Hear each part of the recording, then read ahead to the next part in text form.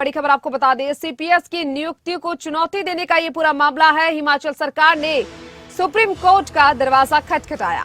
सरकार ने supreme court में ट्रांसफर पिटीशन डाली। शुक्रवार को कोर्ट नंबर 3 में सुनवाई होगी और मामले की सुनवाई हिमाचल हाईकोर्ट में 4 नवंबर को तय है। सीपीएस नियुक्ति को लेकर यह पूरा मामला है, जहां पर अब हिमाचल सरकार ने सुप्रीम कोर्ट का दरवाजा खटखटाया। सीपीएस की नियुक्ति को चुनौती का मामला, हिमाचल सरकार ने खटखटाया सुप्रीम कोर्ट का दरवाजा। सरकार ने सुप्रीम कोर्ट में ट्रांसफर पिटीशन डाली है। शुक्रवार को कोर्ट नंबर 3 में मामले की सुनवाई होने वाली है। हिमाचल हाईकोर्ट में 4 नवंबर को इस मामले की सुनवाई तय है।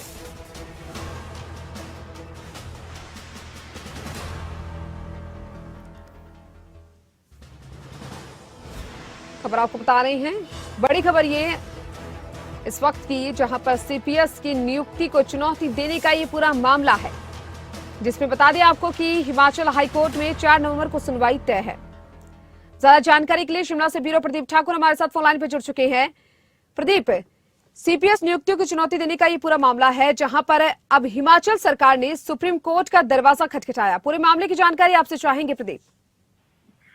बिल्कुल, देखिए, जो सीपीएस नियुक्ति का मामला है उससे जुड़ा जो केस अभी हिमाचल हाईकोर्ट में चल रहा है, उसकी सुनवाई जो है लगातार हो रही है और अगले कल यानी 4 नवंबर को भी हाईकोर्ट में सुनवाई प्रस्तावित है।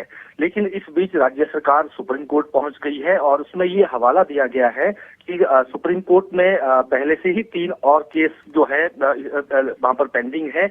और इसमें अगर बात करें तो जो पश्चिम बंगाल का केस है उसमें राज्य बनाम विशाख भट्टाचार्य है। इसी तरह से पंजाब राज्य बनाम जगमोहन सिंह भट्टी है और राकेश चौधरी बनाम छत्तीसगढ़ है।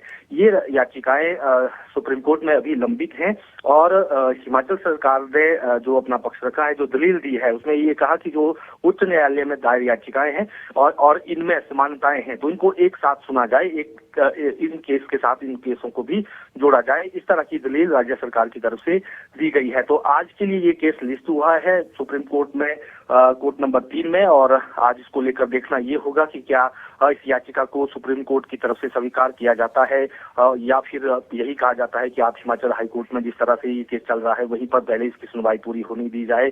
क्या इसमें होता है ये देखने वाली बात होगी। लेकिन इतना दूर है कि अब ये मामला जो है वो सुप्रीम कोर्ट तक कहीं ना कहीं पहुंच गया है और उसके बाद ही तय होगा सुप्रीम कोर्ट में आज क्या होता है। उसके बाद ये तय होगा कि अब कल की सुनवाई का क्या होगा, कि क्या कल की सुनवाई होगी या उसे आगे टाल दिया जाएगा जब तक सुप्रीम कोर्ट से कोई फैसला नहीं आता है। तो ये तमाम चीजें अब हो गई है।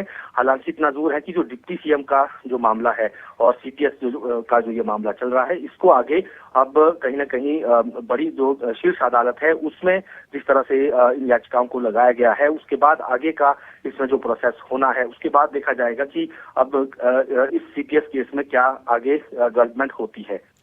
जी, चलिए, बहुत बहुत शुक्रिया प्रदीप आपका तमाम जानकारी को साझा करने के लिए।